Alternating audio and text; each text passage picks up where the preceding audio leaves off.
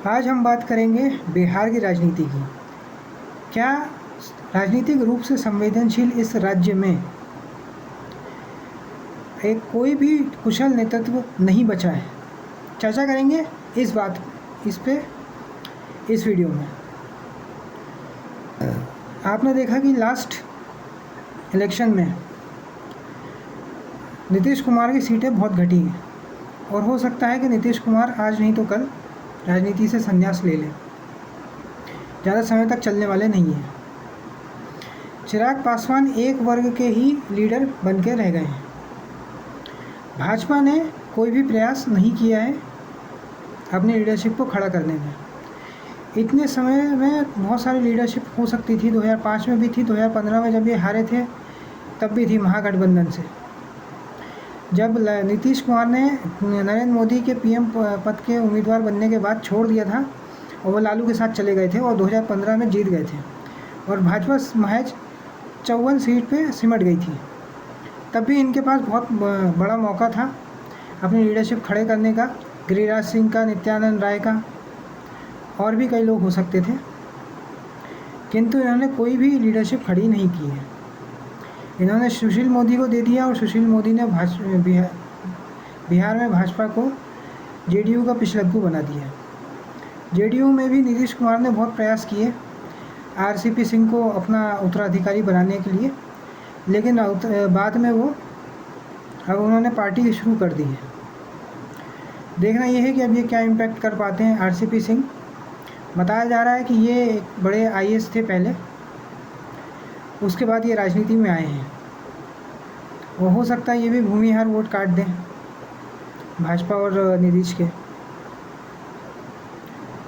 कहीं ना कहीं मोदी जी को भी एक इन्फीरियरिटी कॉम्प्लेक्स रहा कि कहीं कोई बड़ी लीडरशिप नहीं खड़ी हो जाए, इसलिए ना ही उन्होंने नित्यानंद राय को आगे बढ़ाया, ना उन्होंने गिरिराज सिंह को आगे बढ़ाया, सबको सेंटर में डाल दिया ताकि कोई भी ऐसा इनके अगेंस्ट में खड़ा नहीं हो पाए।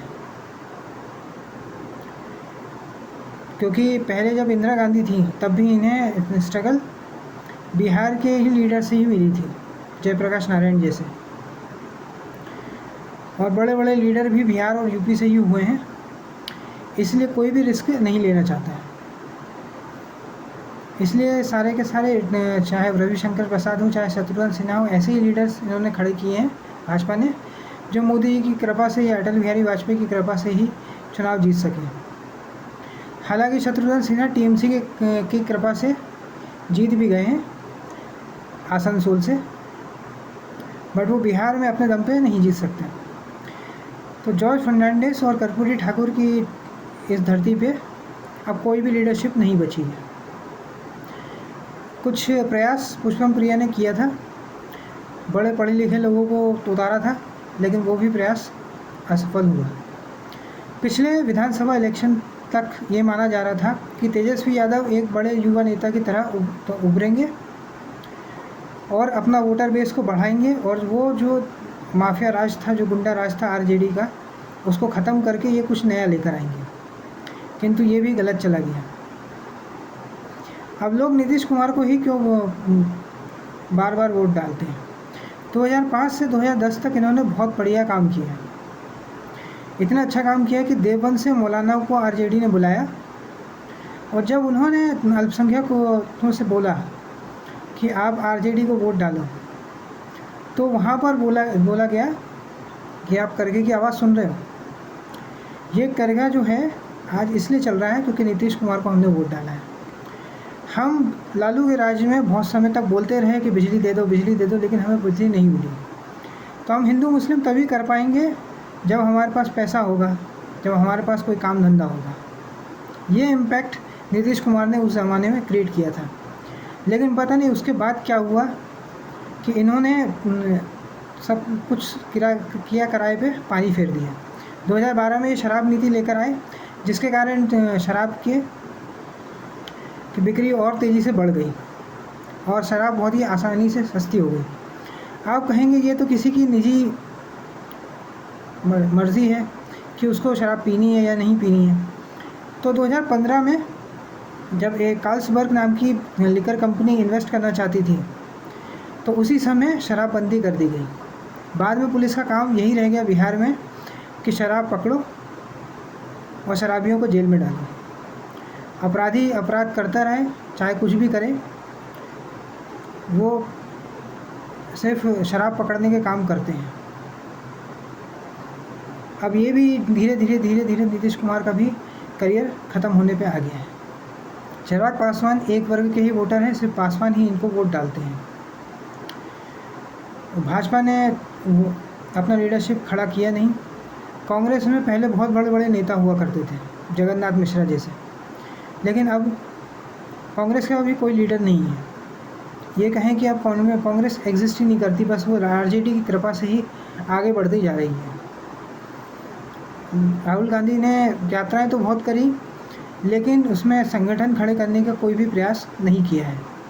यदि आरजेडी इनका साथ छोड़ दे तो आज कांग्रेस 10 सीट भी नहीं जीत पाएगी बिहार में। कहाँ एक नेशनल पार्टी जिसका एक पूरा वर्चस्व रहा है, जिन्होंने कई सालों तक इस राज्य और केंद्र में राज किया है, आज वो हाशिए की पार्टी बन गई है सिर्फ कुछ अल्पसंख्यक वोट के कारण। और पहले जो नैरेटिव चला था आरक्षण ख़त्म कर देंगे, उसके कारण थोड़े बहुत SC/ST वोट इनके तरफ आ गए थे, इसलिए आरजेडी के साथ हैं ये। और अब तेजस्वी यादव के नेतृत्व पे भी प्रश्न उठने लग गए हैं, क्योंकि लोकसभा में इनकी बहुत बुरी हार हुई है।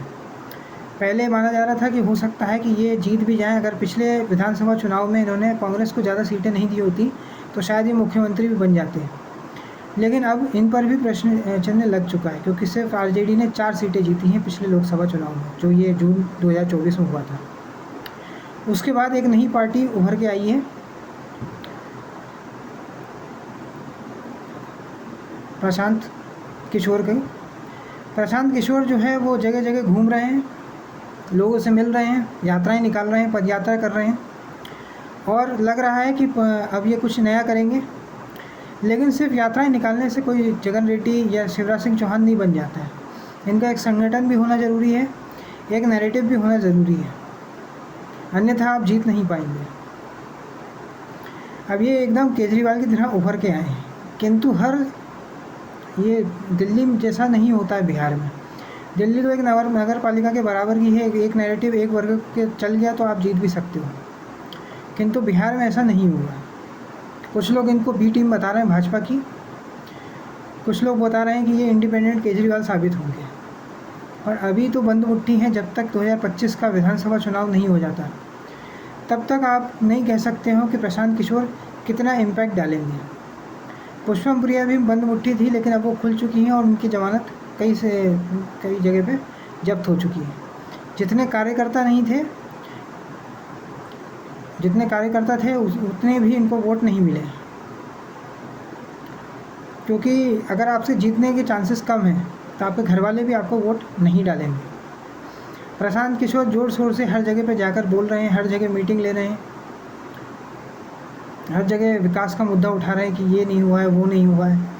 लेकिन ये तो हर नई पार्टी, हर नेता यही कहता है कि विकास नहीं हो पाया है, सड़कें नहीं बनी है, एजुकेशन नहीं मिला है, कुछ नया, ये सभी लोग कहते हैं, फिर बाद में वो उसी ढर्रे पे चलने लग जाते हैं।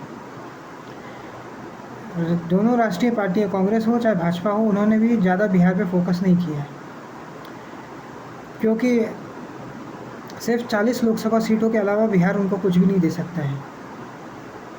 जैसे महाराष्ट्र दे सकता है, जैसे गुजरात दे सकता है, जैसे कर्नाटक, तमिलनाडु दे सकता है, वैसा इनको बिहार से कुछ मिलने वाला नहीं है। बहरहाल प्रशांत किशोर ज़ोर शोर से शुरुआत कर रहे हैं अपनी पार्टी की, हर जगह जा रहे हैं, पदयात्रा निकाल रहे हैं, हर जगह बोल रहे हैं, अलग अलग शैलियों में बोल रहे हैं, आम इंसान की तरह दिखने की कोशिश कर रहे हैं, वही गले में गमछा डाल के। देखते हैं इनका इम्पैक्ट कितना होता है, ये तो समय ही बताएगा। अक्सर ऐसी पार्टियां ये भी होती हैं कि जिस एक पार्टी के अगेंस्ट में खड़े होते हैं और फिर उसी गठबंधन में जाके मिल जाते हैं या फिर किसी और पार्टी में मर्ज कर जाते हैं। प्रशांत किशोर हालांकि पढ़े लिखे लोग दिख रहे हैं और पढ़े लिखे युवाओं की बातें कर रहे हैं, हालांकि ये राजनेता नहीं है, ये एक पॉलिटिकल स्ट्रेटजिस्ट के रूप में जाने जाते हैं, जो पहले मोदी जी की स्ट्रेटेजी बना चुके हैं, फिर कांग्रेस की यूपी में स्ट्रेटेजी बना चुके हैं, जगन रेड्डी की बना चुके हैं। कुछ जीते हुए लोगों की स्ट्रेटेजी बनाते थे ये। जेडीयू में भी गए उत्तराधिकारी बनने नीतीश कुमार की। उसके बाद इन्होंने अपनी पार्टी बना ली। तो अब अगर पूरा तरह से देखा जाए तो बिहार अब नेतृत्वहीन हो चुका है।